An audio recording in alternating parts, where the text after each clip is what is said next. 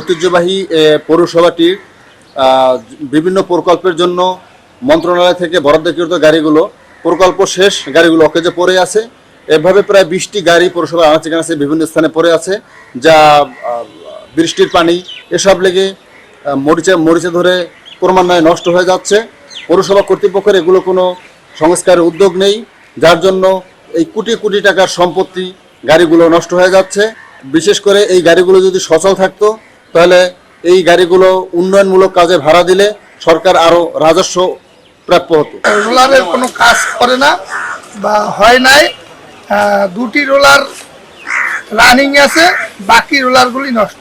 সম্পূর্ণ তো আমি বলতে হবে 9টি রোলারের মতো আছে। দেখা গেছে যে জালকাঠি পৌরসভা একটি অনেক পুরাতন পৌরসভা হিসাবে আমরা আখ্যায়িত করি, কিন্তু ওখানে মানে অনেক কোটি কোটি টাকার গাড়ি রয়েছে যেগুলো ওখানে ব্যবহার হচ্ছে না ঠিকমতো। যদি ওটা বিক্রি করে রাজস্ব আয় বা যদি সরকারের কোষাগারে দেওয়া হতো তাহলে আমাদের এই জালকাঠির যে পৌরসভা বা রাস্তাঘাট এটা উন্নয়ন হতো। এবং আমরা আশাবাদী জালকাঠি পৌরসভার যে কর্তৃপক্ষ আছে বা জেলা প্রশাসক, অতিরিক্ত জেলা প্রশাসক মহোদয় আছে, তার সুদৃষ্টি আকর্ষণ করছি। কালার এক্সপার্ট, জর্জ স্যাপ এবং মাইল্ড অন হ্যান্ডস টেকনোলজি সমৃদ্ধ অরিক্স ক্রিস্টাল ওয়াশ আপনার লন্ড্রি এক্সপার্ট। যন্ত্রপাতি, রোলার এগুলো অনেক নষ্ট হয়ে রয়েছে, এগুলার সারার কোনো ব্যবস্থা নাই। আর এগুলো সারানো না গেলে যদি অকশন দেওয়া হয় বা সরকার কোনো ব্যবস্থা নেয় তাহলে মনে হয় আমাদের রাজস্ব খাতে আয় এগুলা দিয়ে বাড়ে। তো এদিকে প্রশাসক যদি খেয়াল দেয় তো পৌরসভাবাসী উপকার হয়। আমাদের রোলার 2 টলি রোলার একটা আছে, একদম অকেজো, এটা আমাদের কিছু করার নাই। রোলার 6 টনি আছে একটি, এটা সম্পূর্ণ অকেজো। ট্রাক আছে 1.5 টনির ট্রাক আছে, এই 3টি ট্রাক আছে একদম অকেজো। এগুলো আমাদের একদম আর কখনো এগুলোকে রিকভারি করা সম্ভব না।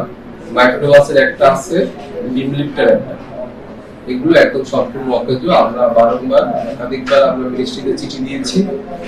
মিনিস্ট্রিতে চিঠি দেওয়ার পরে আমরা নিজেরা বিক্রি করতে পারবো না।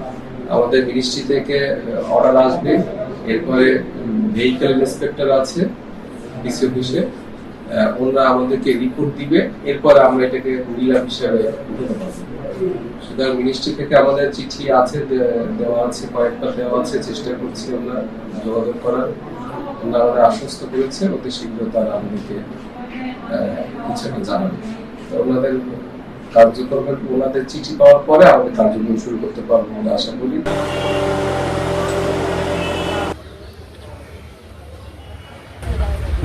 কবে ডাকছে এটা আমরা দেখি, সব জায়গায় দেখি।